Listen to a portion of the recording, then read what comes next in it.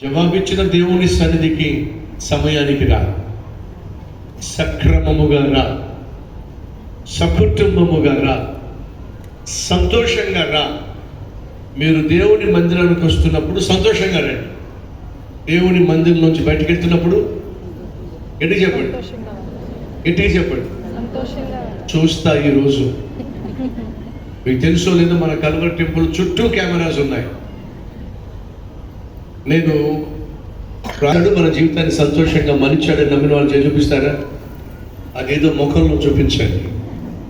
So సంతోషంగా సంపాదనలో దేవునికి దశమ భాగం ఇస్తూ, సువార్తను దానం చేస్తూ, మందిర నిర్మాణానికి సహాయం చేస్తూ, అంతేకాదండి, నన్ను దేవుడు బాగు చేశాడు, మిమ్మల్ని కూడా బాగు చేస్తాడు అని చెప్పి ఎంతమందిని బాగు చేయాలని ప్రయత్నం చేశాడు చెప్పండి, చెప్పండి. 40 మందిని. అది సంగతి ఏంటి? నువ్వెందుకని 10 మంది బాగుపడులాగునా 10 మందిని దేవుని సన్నిధికి నడిపించలేకపోతున్నావో చెప్పండివా? నువ్వే బాగుపడలేదు కాబట్టి. నువ్వు నిజంగా బాగుపడినట్లయితే 10 మంది బాగు కోరుకుంటావా? వీళ్ళు ఎవరైనా నిజం చెప్పండి, ప్రభు నన్ను బాగు చేశాడయ్యా, నేను బాగుపడ్డానయ్యా అన్నవాళ్ళు ఒకసారి చూపిస్తారా? నిజమేనా? అయితే దాన్ని నిరూపించండి.